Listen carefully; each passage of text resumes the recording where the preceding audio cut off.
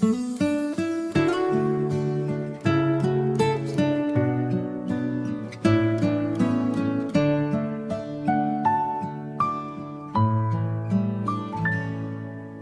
ណា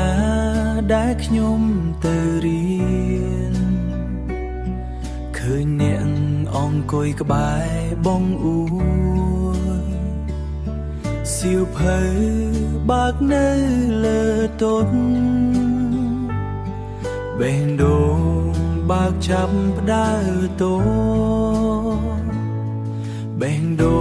ងខ្ញុំចាប់ផ្ដើមញ័រអ្នកសរសេរអក្សរយ៉ាងស្ងប់ស្ងាត់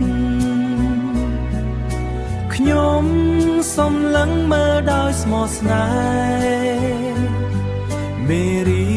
ននៅលើក្រដាស់คล้ายជាចំណងស្នេហ៍ក្នុងចិត្តស្នេហ៍ក្នុងសៀវភៅកើតឡើងពេលយើងរៀនជាមួយគ្នាពាក្យនៅលើក្រដាស់คล้ายជាពាក្យស្នេហ៍ក្នុងចិត្តខ្ញុំបើថ្ងៃណាយើងបញ្ចប់ការសិក្សាសូមកុំឲ្យស្នេហ៍នេះបញ្ចប់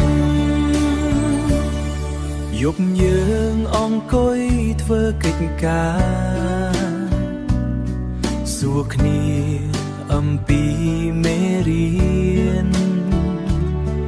ប៉ុន្តែចម្លើយក្នុងបេះដូងគឺស្នេហ៍ដែលខ្ញុំមានចំពោះអ្នកគឺស្នេហ៍ដែលខ្ញុំមានចំពោះអ្នកប្រសិនបើពេលវេលាកន្លងទៅ